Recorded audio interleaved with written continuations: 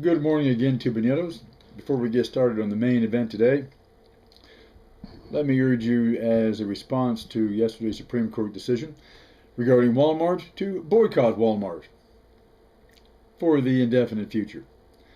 If you can cause a drop in Walmart's national revenues by at least 1%, that might send a message that wakes them up that the public does not approve of either their employee and business practices nor the ease with which they can bend the U.S. Supreme Court and the law in general to their private will. Let's cause a little less joy and gaiety and smug contempt in the corporate boardroom, which while they're busy gloating over yesterday's victory for them and loss for us. Okay, well, today we're going to talk about strategic arms control, beginning right here at home with our firearms industrial complex and its affiliated power lobbies, like, say, the National Rifle Association. If I thought getting botted by the college kid libertarians was something, wait till the middle-aged pot guts with their illegally converted fully automatic AKs see this video. Anyway, first of all, let me say that I do own a firearm. One, and that I periodically renew my certification in its use. I'm not for complete banning of firearms by private persons, nor am I a complete pacifist. I do prefer nonviolence, as does any normally and morally sane living organism, but sometimes the use of force, even lethal force, may unfortunately be necessary to defend oneself or others in the world in which we live. And the right of citizens to bear arms in defense of society and their self-government is also vital. For instance, the military police coup in Chile on September 11, 1973 would not have gone so one-sidedly had the murdered Chilean president, Salvador Allende, followed through on his plan to arm and mobilize a citizens' militia in the factories and poor barrios. He did not, out of fear for civil war and bloodshed, hoping the military would respect his effort to keep the peace. This false trust put him in his grave at the hands of Chilean military murderers. I'm sure a number of General Pinochet's victims would have preferred war in the streets to go down fighting, rather than be tortured to death like dogs in the clutches of police cowards in secret murder chambers. If ever the right of the citizen in arms to forcibly resist so-called officers of the law and the state was justified, it was upon the military and police personnel of the Chilean Republic under General Augusto Pinochet. And who knows? Maybe just the threat of civil war would have stayed the hands of Pinochet, Kissinger, and Nixon from risking political violence. But just as surely, though, do governments have the right to defend themselves from social violence by mobilizing citizens in arms in self-defense. A good example here is Cuba. The United States hoped to foment a civil war and justify an occupation of Cuba in 1961 by arming a Contra army in the Escambray Mountains of central Cuba and linking them up with Brigade 2506 at the Bay of Pigs Landing. Thanks not only to the official Revolutionary Armed Forces, but to Cuba's mass-mobilized militia, the Escambray Contras were encircled and defeated before the landing at Huron Beach, where the militia also helped mop up the remnants of the invading force. Some may think that fomenting a civil war and a U.S. invasion would have been a good thing for Cuba, but most Cubans at the time seemed to strongly disagree. Faced with this alternative, they mobilized behind the revolutionary government in good Second Amendment style. So, let the record show that I am not intrinsically anti-gun or anti-defense. What I do oppose is the effort to militarize American society by selling the notion that every household must be turned into a miniature garrison or America is not free. For the survival of domestic civilization, there needs to be a rational series of strategic arms limitation talks within the body politic of the U.S.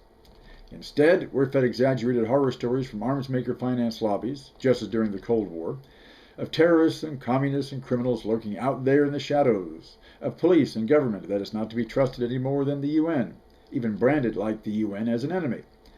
And as former Nixon hawk G. Gordon Liddy, advocating citizens taking arm at jackbooted thugs in federal uniform after the David Koresh disaster in Waco, Texas. Interesting that one of the very men who justified the murder of Chilean citizens by real jackbooted thugs would wax so violent at officers in his own country, but I digress. No, I don't.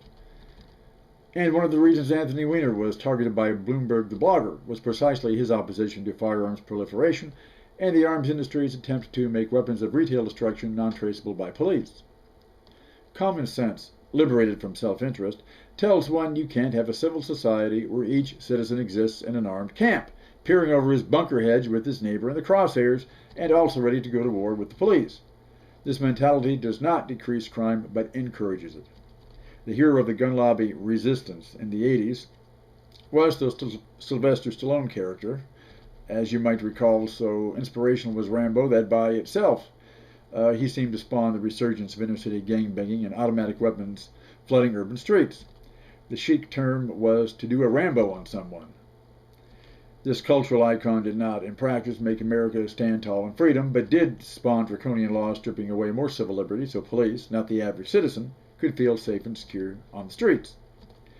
Just as the military-industrial contractors will not tell you that their war toys do nothing for real national security, so will the gun makers never admit that their flooding the arms market does absolutely nothing for public safety. The drug cartels that are destroying civil society in Mexico are armed by the free gun market in the U.S. The bloodbath in the former Yugoslavia was based on the same mentality of get your gun because they're coming for us. True only as a self-fulfilling prophecy, as the state and local garrisons emptied their arsenals and armed militias turned mafia warlord gangs into rulers of the streets. If you really want to see the U.S. become the equivalent of Mexico, or Bosnia, or Somalia, or Lebanon, or Albania, or Chechnya, where a normal, livable human society for oneself and family are rendered impossible, in a dream of the past, keep up the current policy of gun deregulation, easy purchase, demonizing every attempt at holding manufacturers and their paid lobbyists accountable for the massacres let loose in the streets. Blaming criminals for tragedies in this regard as opposed to so-called responsible gun owners won't fly, because the very empowerment a loaded weapon gives brings the temptation to use it, just as the Pentagon itches to try its new and improved arsenals, and has been known to escalate conflicts to do just that. Self-regulation by owners will not work any more than self-regulation worked on Wall Street. What's needed is strong legal sanction against irresponsible purchase and use. Those who minimize the threat of arms proliferation, who would flood society with weapons of individual destruction, are largely of the same camp who are destroying the natural world for their short-term profit. Those who would make the planet unlivable as a civil human society are out to make it uninhabitable for life itself. And for what possible excuse? We do not live under the threat of a military coup, as in Chile, or the threat of foreign invasion, as in Cuba. In the U.S., we're in danger of doing it to ourselves for the profit of the arms manufacturers. If you're going to allow fully automatic weapons in the streets, why not hand grenades? Why not allow private persons to own fully operational tanks and howitzers? Because that's a silly extreme, but that's all relative. Raise the bar on automatic weapons, and the next goal seems less silly, less extreme, more sequentially logical. Knock upon the phone. Hello? Leonid Brezhnev. Hey, you just wanted to praise my new video? I know. Keep up the good work, convincing USians to lay down their arms to make their conquest all the more easier. But aren't you dead, and so isn't the USSR? So your support seems as silly as the gun lobby and exploiting your corpse. Do what? That's not what you're saying? What now? You want every American armed and dangerous, fighting his neighbor and the government, so you can watch it self-destruct from within and do your job for you. Why is that? Oh, payback for what the libertarians did to your country. Let there be 2, 3 many Chechnyas in the USA, all in the name of defending the Constitution. You and the Soviet Armed Forces and the Association of American Firearms Owners standing arm in arm, allies in the same great cause? Man, you were an evil dude, weren't you?